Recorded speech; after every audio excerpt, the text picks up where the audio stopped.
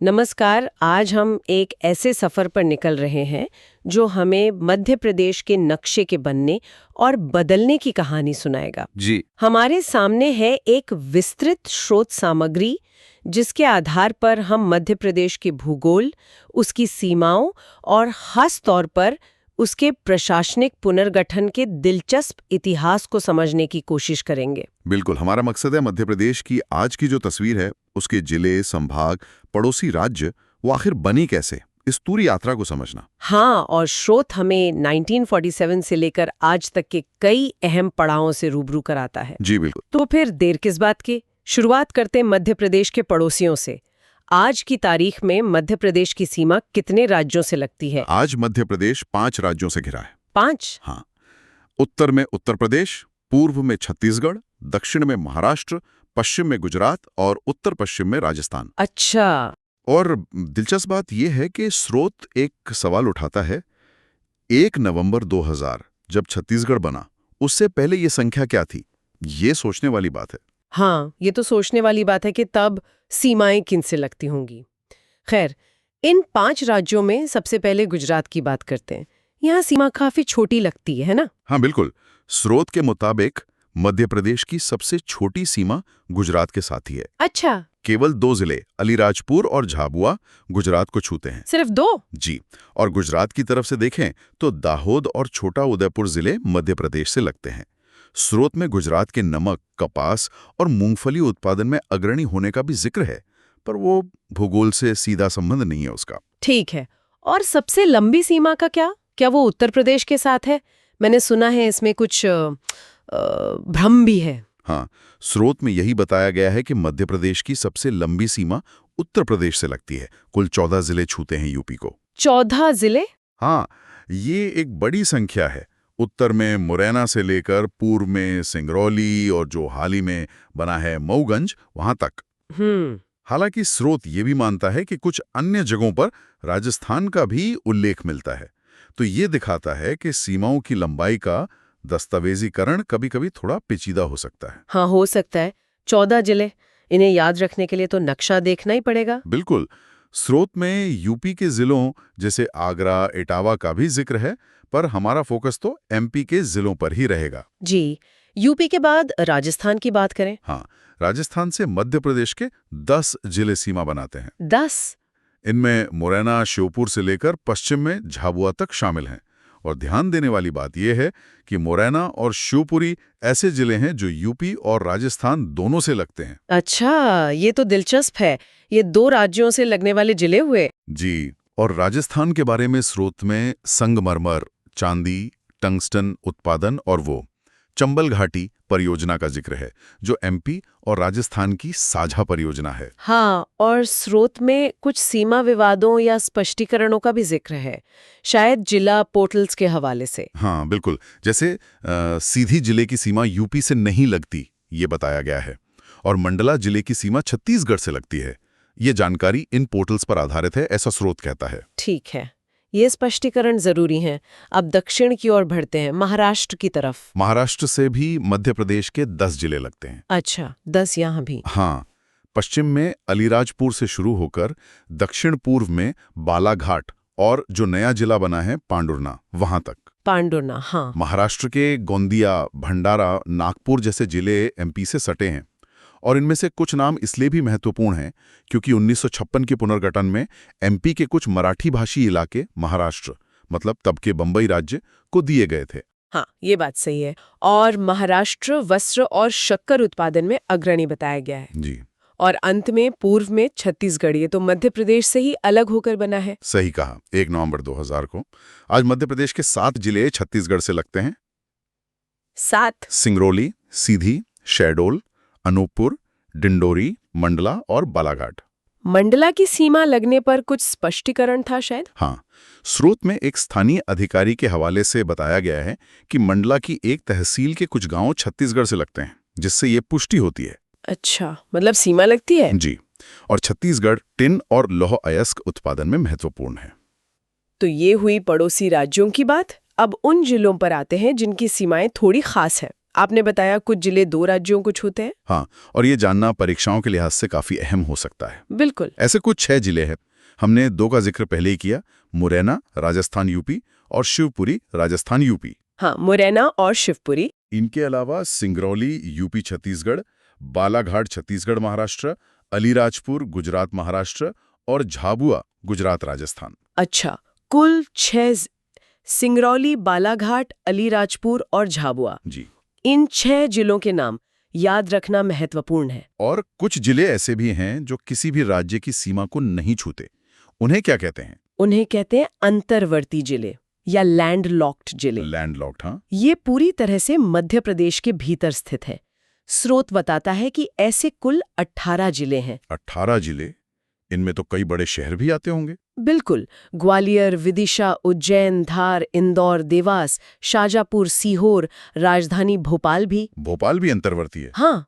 फिर रायसेन, नर्मदापुरम जो पहले होशंगाबाद था, हरदा, दमोह, कटनी, जबलपुर, नरसिंहपुर, उमरिया और हाल ही में बना मैहर, ये सब अंतर्वर्ती जिले हैं। काफी बड़ी संख्या, 18। जी, इनकी सीमा किसी बाहरी राज्य से नहीं लगती। ये तो हुई सीमाओं की बात। अब उस हिस्से पर आते हैं जिसका मुझे बेसब्री से इंतजार था, मध्य प्रदेश का पुनर्गठन।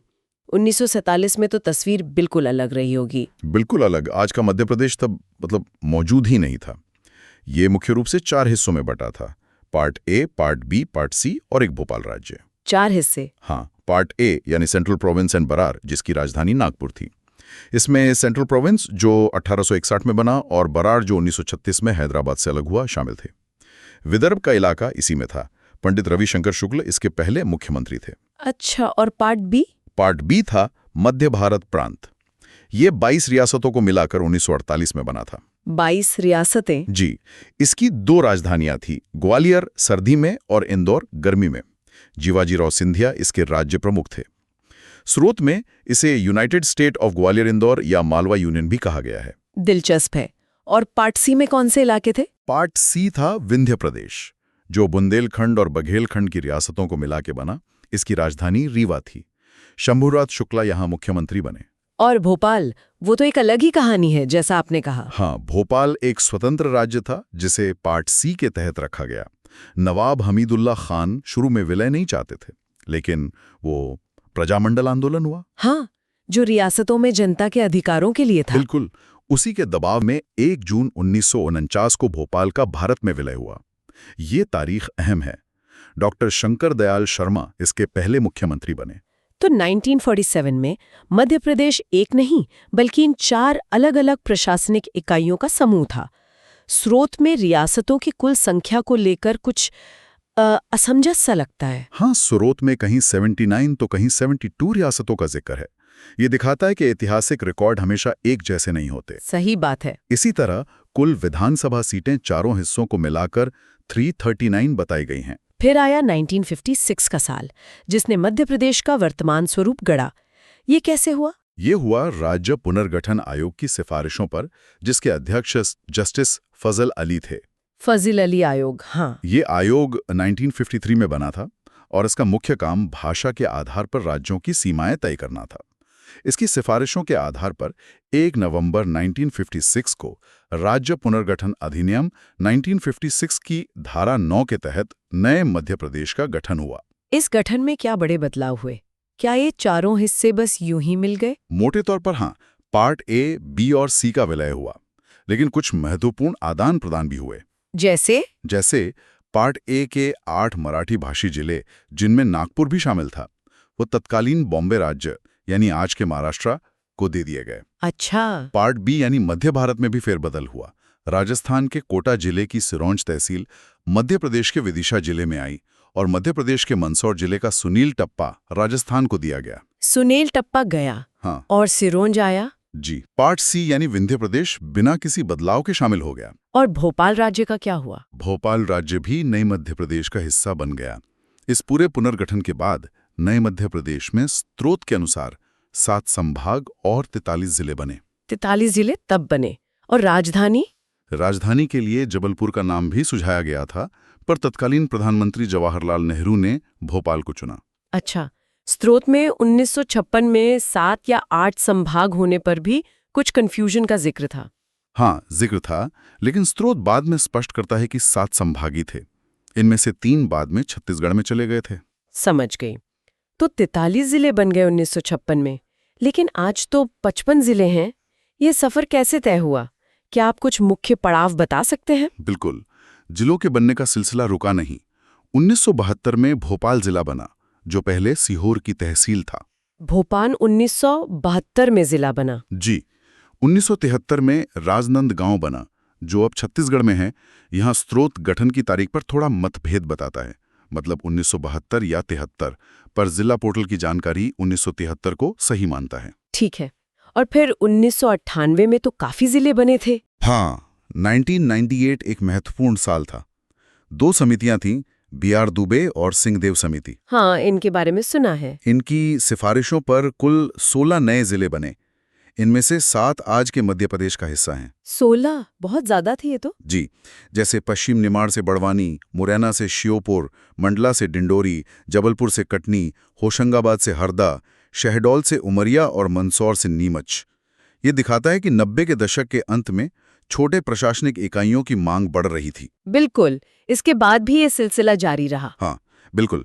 15 अगस्त 2003 को 3 और जिले बने, खंडवा से बुरहानपुर, गुना से अशोकनगर और शहडोल से अनूपपुर। अच्छा, शहडोल से दूसरा जिला अनूपपुर। जी। फिर 2008 में 2 और जुड़े, झाबुआ से अलग होकर अलीराजपुर, ये 49वां जिला था, और सीधी से अलग होकर सिंगरौली, 50वां जिला। 50 जिले हो गए 2008 तक। हाँ, फिर 2013 में शाजापुर से अलग होकर आगर मालवा, 51वां जिला बना। आगर मालवा। 2018 में टीकमगढ़ से निवाड़ी, 52वां जिला बना। और सबसे हालिया 2023 में 3 नए जिले अस्तित्व में आए। 2023 में 3? जी। कौन कौन से? रीवा से मऊगंज, 53वां, छिंदवाड़ा से पांडुरना, 54वां, और सतना से महर, 55वां। मऊगंज, पांडुरना और महर। जी। तो आज मध्य प्रदेश में कुल 55 जिले हैं। ये दिलचस्प है कि शहडोल जिले से ही 2 अलग-अलग समय पर जिले बने, उमरिया 1998 और अनूपपुर 2003। सही कहा। ये दिखाता है कि कैसे प्रशासनिक जरूरतें समय के साथ बदलती रहती हैं। और जिलों की इस बनने बदलने के बीच एक और बहुत बड़ा बदलाव आया साल 2000 में। हाँ, वो था छत्तीसगढ़ का गठन। जी। मध्य प्रदेश राज्य पुनर्गठन विधेयक 2000 संसद में पारित हुआ और 25 अगस्त 2000 को राष्ट्रपति की मंजूरी मिली। 1 नवंबर 2000 को छत्तीसगढ़ भारत के 26वें राज्य के रूप में अस्तित्व में आया। उस समय के नेता? उस समय मध्य प्रदेश के मुख्यमंत्री दिग्विजय सिंह और प्रधानमंत्री अटल बिहारी वाजपेयी थे। इस विभाजन का मध्य प्रदेश पर क्या असर पड़ा? कितने जिले और संभाग गए छत्तीसगढ़ में? मध्य प्रदेश के 16 जिले और 3 संभाग रायपुर, बिलासपुर, बस्तर छत्तीसगढ़ का हिस्सा बन गए। 16 जिले और 3 संभाग? जी। विभाजन के बाद मध्य प्रदेश में 45 जिले और 9 संभाग रह गए थे। तो अब संभागों की बात करते हैं। 2000 में 9 संभाग बचे थे, आज कितने हैं? आज मध्य प्रदेश में कुल 10 संभाग हैं। 10? हाँ। 1956 में बने 7 संभागों में से 4 आज भी मध्य प्रदेश में हैं। इंदौर, ग्वालियर, जबलपुर, रीवा। भोपाल भी 1956 से ही एक इकाई था। बाद में नए संभाग बने। 1975 में सागर, 1977 में उज्जैन, 1980 में चंबल। चंबल का मुख्यालय मुरैना में है ना? जी हाँ, ये खास बात है। और 1980 में ही नर्मदापुरम, जो पहले होशंगाबाद था। और सबसे नया संभाग 2008 में शहडोल बना। तो शहडोल के बनने से संख्या 9 से 10 हो गए। बिल्कुल। क्या किसी संभाग में बहुत कम जिले हैं? हाँ, चंबल, नर्मदापुरम और शहडोल, इन तीनों संभागों में 3-3 जिले हैं। ये सबसे कम संख्या है। 3-3 जिले? और सबसे ज्यादा? सबसे ज्यादा 9 जिले जबलपुर संभाग में हैं, वो नए बने पांडुरना को मिलाकर। अच्छा। और स्रोत में रतलाम और छिंदवाड़ा को भी संभाग बनाने के प्रस्ताव का जिक्र है? जी हाँ, जिक्र है। नर्मदापुरम नाम को लेकर भी कुछ जानकारी थी शायद। हाँ, स्रोत स्पष्ट करता है कि होशंगाबाद संभाग का नाम नर्मदापुरम 2008 में किया गया था, जबकि होशंगाबाद शहर का नाम नर्मदापुरम फरवरी 2022 में बदला गया। अच्छा, ये दोनों तारीखें अलग-अलग हैं। जी। ये तो काफी विस्तृत जानकारी हुई। क्या स्रोत में कुछ ऐसे बिंदु भी हैं जहां जानकारी थोड़ी अस्पष्ट है या विरोधाभासी है? आपने 1-2 का जिक्र किया भी है। हाँ, कुछ ऐसे बिंदु हैं जिन्हें स्रोत ने खुद ही उजागर किया है। जैसे कि एक तो वही सबसे लंबी सीमा यूपी से है या राजस्थान से। स्रोत यूपी कहता है पर विवाद का उल्लेख करता है। फिर मंडला की सीमा छत्तीसगढ़ से लगती है या नहीं, सीधी की यूपी से। यहाँ स्रोत जिला पोर्टल के आधार पर स्थिति स्पष्ट करता है। ठीक है। राजनांदगांव का गठन 1972 में हुआ या 1973 में? स्रोत पोर्टल के 1973 को सही मानता है। ओके। 1947 में कुल रियासतें 79 थी या 72? स्रोत दोनों आंकड़े देता है। हाँ, ये कंफ्यूजन है। 1956 में 7 संभाग थे या 8? स्रोत अंततः 7 पर सहमत होता है। और एक दिलचस्प बिंदु कर्क रेखा को लेकर है। स्रोत कहता है ये 14 जिलों से गुजरती है, नाम भी दिए हैं, लेकिन भारतीय सर्वेक्षण विभाग के नक्शे के हवाले से दावा करता है कि ये शाजापुर से जाती है, न कि आगर मालवा से, जो शाजापुर से ही बना है। अच्छा, ये तो अजीब बात है। हाँ, यहाँ स्रोत खुद पाठक को विवेक से काम लेने की सलाह देता है। ये स्पष्टीकरण महत्वपूर्ण है। ये दिखाते हैं कि जानकारी के कई स्रोत हो सकते हैं और कभी-कभी उनमें भिन्नता भी होती है। तो इस पूरी चर्चा को समेटते हुए हमने क्या मुख्य बातें जानी? हमने देखा कि मध्य प्रदेश 5 राज्यों से घिरा है। हर सीमा की अपनी विशेषता है। हमने राज्य के भीतर उन 6 जिलों को जाना जो 2 राज्यों से लगते हैं और उन 18 जिलों को जो किसी राज्य से नहीं लगते, मतलब अंतर्वर्ती हैं। जी। सबसे महत्वपूर्ण, हमने राज्य के पुनर्गठन की लंबी यात्रा को देखा। 1947 की जटिल संरचना से लेकर 1956 के बड़े बदलाव, 2000 का विभाजन और फिर लगातार नए जिलों का गठन, जिससे आज 55 जिले हो गए हैं। 55 जिले। और हमने वर्तमान 10 संभागों की संरचना को भी समझा। ये वाकई मध्य प्रदेश के प्रशासनिक भूगोल का एक गहरा विश्लेषण था।